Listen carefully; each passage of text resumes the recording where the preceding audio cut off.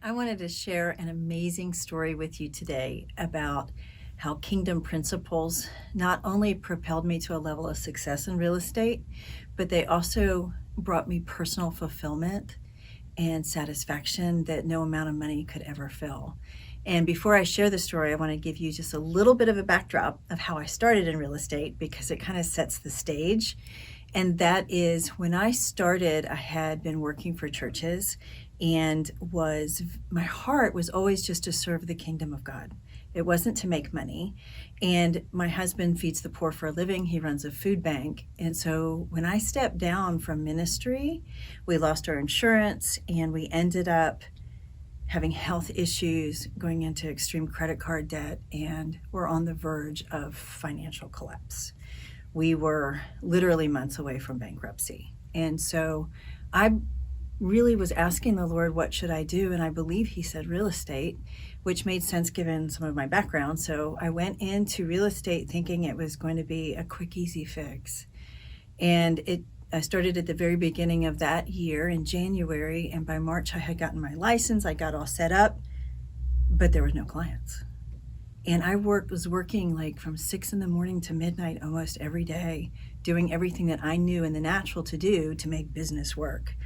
But I also had this heart that we had to do it differently than the way normal business is done, meaning a lot of times in business, people operate out of fear or out of scarcity, and so they take what they can get. And so in sales, too often people will look at the client as an opportunity for a paycheck as opposed to an opportunity to serve them. And by kingdom principles, I mean modeling the way Jesus lived his life, right? So Jesus was the King of Kings and he was the Lord of Lords. He was so powerful he could stop a storm or raise someone from the dead. And yet he didn't come on earth to establish a kingdom where everybody served him. As a matter of fact, he said, I did not come to be served, but I came to serve and give my life as a ransom for many.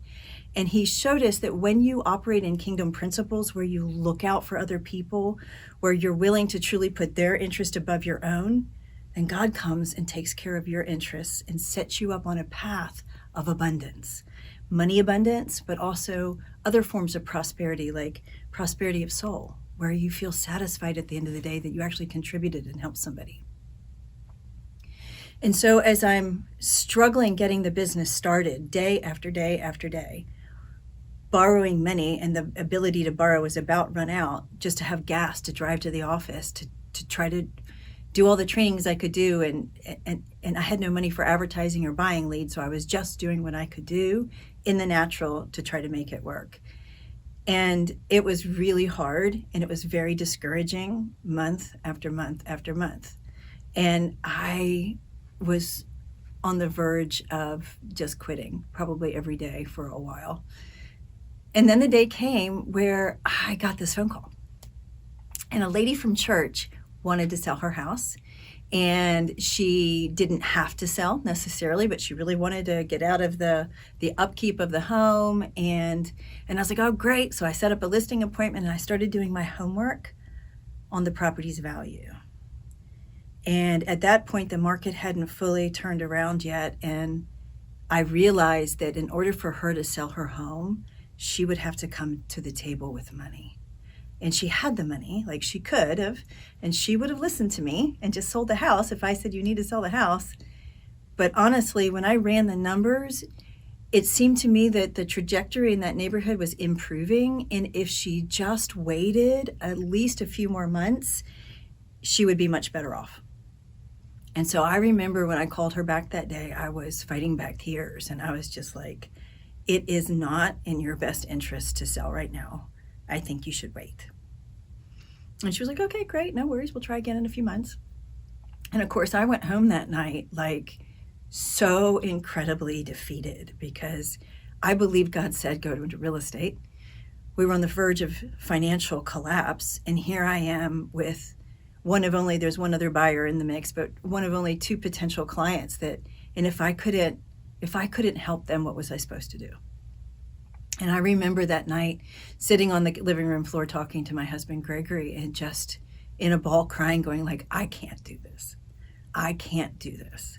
And we need money. Like, I need to go to McDonald's or something, right? And I'll never forget what he said. It wasn't the words themselves. It was like the Lord was speaking through him, because when he said to me, "You have no choice," it wasn't this, "You have no choice." It was just this spirit of peace that came out of his mouth. Like, you have no choice. Like, this is what you're supposed to do, and you're too far in. Like, it's going to be okay. And somehow, like, this spirit of peace just washed over me, and I got up, and I was just like, okay. The idea of quitting left. Like, I stopped entertaining that in the back of my head, that there was no quit, and it didn't matter how long it took. This is what I was supposed to do, and we were going to do it. So between that time and the time she called again several months later, I had only one closing, in all of like 7 months. That meant I barely was breaking even after 7 months of laying a foundation of helping people and serving and learning and growing. And then the day came and she called back and she said, "Okay, how about now?" And so when I reran the numbers, they hadn't changed a whole lot yet, but there was another house in her same cul-de-sac that was listed exactly where we needed to be. And her house seemed to me to be a little bit better than that house. So I was like, well, let's try. And if we don't get that price, no harm done. We'll just take it off the market. We don't have to sell. So we did. We put it on the market. And the very next day, an investor had driven by the house and seen a sign. Now, this particular gentleman was of retirement age. He had been a landlord for many, many years, and that's how he made his living, was by buying homes and renting them out. And he had an aversion to real estate agents. He did not want to work with one. And so he was well versed in all of the ins and outs of the real estate world and felt he was capable of representing himself. And so he asked if he could get a discount if he didn't have an agent. And so we were able to actually work a deal where he got a discount. She got more than we expected her to get, and I got paid, right? So even if that was the end of the story, that would be a good story, but that's not the end of the story. Through the course of the transaction, that gentleman and his family ended up falling in love with me. They liked the way I did business with integrity and honor and forthrightness. And so as soon as we closed on that deal, he asked me to help him purchase the other house in the same cul-de-sac and represent him as an agent, because now he saw this huge benefit in having an agent help him. And not only did I buy that house for him, but I ended up buying 8 other properties for him. I sold his own personal residence. His son was an investor. I helped them buy and sell a number of homes, and they've referred me to other people. I have had transactions that I can directly trace to that one decision to put her needs before my own. And I keep a spreadsheet of all of the addresses. I literally have 8 purchases and 13 sales. I have 21 homes that spread out over the years where I can directly say it came from that one decision. In the kingdom, when you put other people's interests first and you serve them, God makes a way behind the background to open opportunity for you. And it's not always so easily measurable. Like, sometimes you just do good and somewhere down the road, good things come back to you. People call it karma. I call it sowing and reaping. But the truth of the matter is, in real estate, I have had so many opportunities to actually be able to measure a decision to do it right, even at my own personal cost, and see how the Lord works it out, not only for my benefit, but for our brokerage and for our clients. And so here's the bottom line. Dewbrew Realty would have gone out of business had it not been for the fact that we stood on kingdom principles. But the reason we are so successful is because we are determined to live by them. They create an abundance mentality. They create wealth for our clients. They create wealth for ourselves. And not just in the terms of money, but in the terms of personal fulfillment and commitment. So I encourage you, the kingdom principles work no matter what human industry you're in, because they're the best principles to live by.